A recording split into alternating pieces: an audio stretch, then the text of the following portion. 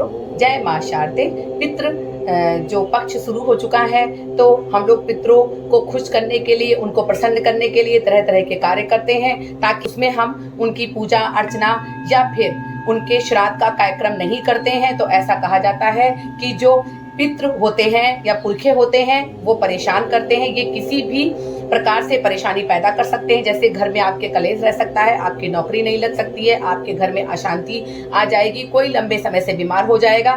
तो ऐसा कहा जाता है कि अगर आप पितृ पक्ष के दौरान जो 16 तिथियां हमारी पड़ती हैं, 16 दिन की अवधि में अगर आपने एक दिन भी अपने पुरखों को सम्मान पूर्वक उनका सम्मान किया और उनके लिए अगर आप कुछ उपाय करते हैं तो वो बहुत प्रसन्न होते हैं और उनको प्रसन्न करने के लिए तरह तरह के उपाय किए जाते हैं। तो आज मैं उसी के बारे में चर्चा करूंगी। अगर आप नौकरी करते हैं और नौकरी के कारण आप बहुत बिजी हैं और अपने पितृ का श्राद्ध ठीक प्रकार से नहीं कर पा रहे हैं, तो आपको करना कुछ नहीं है। जो मैं उपाय आपको बता रही हूँ, इनमें से अगर आप कुछ उपाय मैं आज आपको बताऊंगी, इनमें से अगर आप एक भी उपाय कर लेते हैं तो आपका जो आपके जीवन में पितृदोष है, पितृदोष है, वो समाप्त हो जाएगा अगर आप करते हैं। तो आपको करना कुछ नहीं है।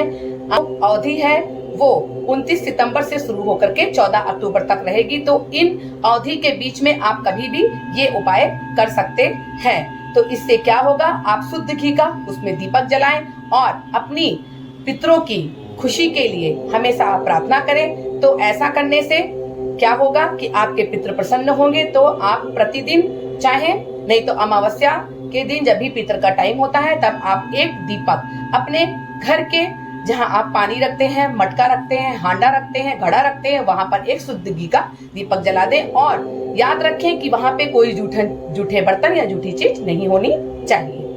आपको क्या करना है कि सूर्यदेव को आपको पानी चढ़ाना है, जल समर्पित करना है और जल समर्पित करने के बाद दोनों हाथ जोड़ करके आपको प्रार्थना करनी है कि आपका आशीर्वाद मेरे पुरखों पे बना रहे। और जो भी आपको प्रार्थना करनी है, सूर्यदेव से आपको ये बोलना है कि ये प्रार्थना आप की श्रद्धा पूर्वक आपके पितरों के पास पहुंचाए। तीसरा उपाय है, आपको करना कुछ नहीं है, आपको गाय के गोबर का कंडा ले आना है। कंडा या उपले जो बहुत आसानी से आपको मिल जाएंगे, तो उसको घर में लाना है और एक लोहे की कढ़ाई या फिर हवन का कोई बर्तन हो या मिट्टी की कोई हांडी टाइप की हो, टूटी हुई हो अच्छे से, तो उस पे आप कंडा रख करके थोड़ा गूगल और लोबान, उसके साथ में जौ, तिल और चावल मिला करके उसको जलाएं और जला के पूरे घर में धूप दिखाएं। तो इससे भी क्या होगा कि जो आपके पितृ हैं वो खुश होंगे। श्राद्ध के दौरान आप क्या करें कि ब्राह्मण को श्रद्धा पूर्वक भोजन कराएं, जो भी आपकी क्षमता हो। 2, 5, 7, 9 ब्राह्मण को आपकी क्षमता के अनुसार उनको आप भोजन कराएं और भोजन कराने के बाद उनको दान अवश्य दें। दान के साथ में आप दक्षिणा भी दें। दान में आप आटा, फल, गुड़ और सब्जी का जरूर प्रयोग करें। ऐसा करने से आपके पितृ प्रसन्न होंगे।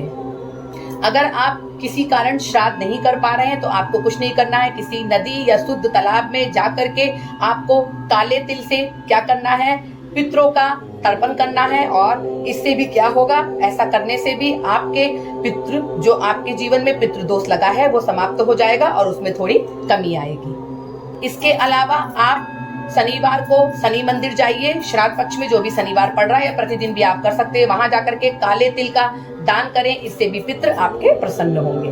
उपाय क्या करना है, आपको कच्चे दूध, तिल, चावल में जौ मिला करके फिर आपको उसको बहती नदी में बहा देना है।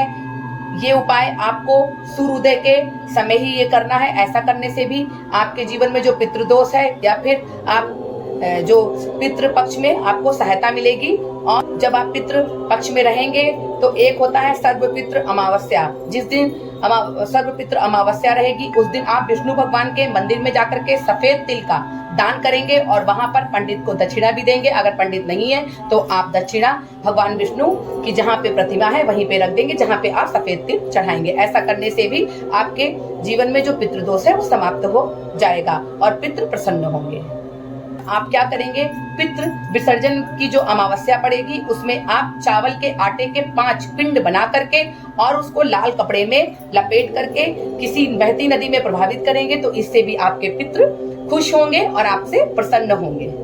लास्ट उपाय है, तो आपको करना कुछ नहीं है, आपको श्रद्धा पूर्वक जा करके श्राद्ध पक्ष के टाइम ही आप प्रतिदिन भी कर सकते हैं, नहीं तो अमावस्या के दिन भी आप ये उपाय कर सकते हैं। आपको पितरों को याद करके गाय को आपको हरा चारा, ताजा चारा गाय को खिलाएं, इससे भी पितर आपके प्रसन्न होंगे और तृप्त हो जाएंगे। अगर आप ये सब उपाय करते हैं तो आपको अत्यंत फल प्राप्त होगा और आपके जीवन में जो पितृ दोष है उसमें भी कमी आएगी।